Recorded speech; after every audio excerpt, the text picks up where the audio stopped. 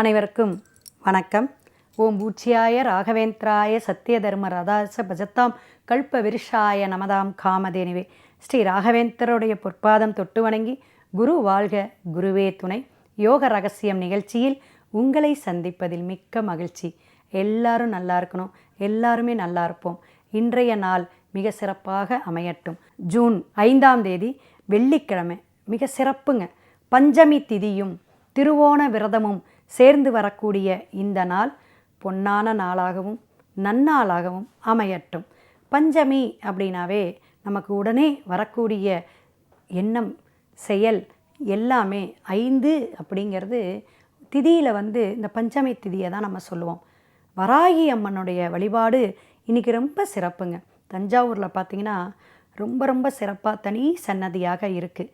அதே போல் உத்தரகோச மங்கை அப்படின்னு சிவன் முதல் தோன்றிய இடம், சிவலிங்க சுரூபமாக அமைந்த ஒரு அற்புதமான இடம் எதுனா உத்தரகோச மங்கை அப்படின்னு சொல்லக்கூடிய அற்புதமான சிவஸ்தலம்.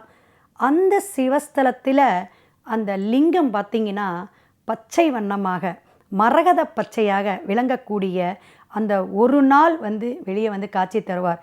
இதெல்லாம் நிறைய பேசிக்கிட்டே இருக்கலாம். அப்போ இந்த கோயில் வழிபாடு அப்படிங்கிறது ஒரு பக்கம் இருந்தாலும் அந்த கோயிலில் அற்புதமான வழிபாடு செஞ்சுக்கிட்டு இருக்க அந்த ஆதி காலத்தில் இருந்தே வாராகி அம்மன் அங்கே விசேஷமாக இருக்காங்கங்க.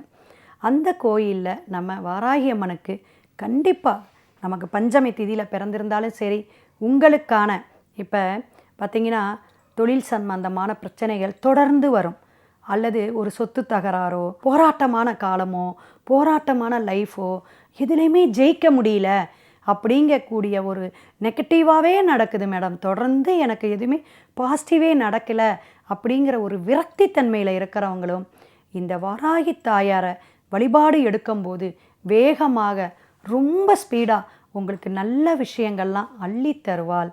அற்புதமான யோகத்தை கொடுக்கக்கூடிய அம்பாளாக கிட்டத்தட்ட இப்போ நிறைய பேர் இவங்க வாராகி அம்மனை வழிபாடு எடுத்துகிட்ருக்காங்க.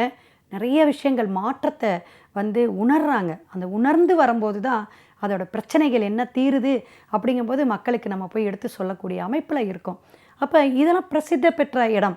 இப்போ ஒவ்வொரு ஊர்லேயுமே சின்ன சின்ன கோயில்கள் வாராகி அம்மன்லாம் நமக்கு நிறைய பீடம் வச்சு அமைச்சு கொடுத்துருக்காங்க. அதுக்கு அபிஷேகம், ஆராதனை, ஒரு வஸ்திரம் வாங்கி கொடுக்கறது, அதே போல் அம்பாளுக்கு ஒரு சேலை, சிகப்புக்கு சேலை அல்லது மஞ்சள் சேலை, கருப்பு கலரும் அவளுக்கு உகந்தது தான், வாங்கி கொடுங்க. உங்களுடைய பிரச்சனைகள் எல்லாமே தீரும் அப்படிங்கிறத இந்த தருணத்தில் தெரிஞ்சுக்கோங்க.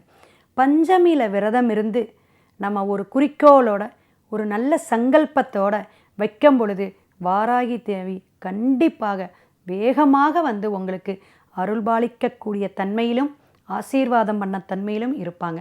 அவங்களுடைய அந்த சிலையை வச்சு எப்படியெல்லாம் வீட்டில் நம்ம பூஜை செய்கிறது அப்படிங்கிறது அது தனி சப்ஜெக்ட். மீண்டும் நாளை சந்திப்போம்.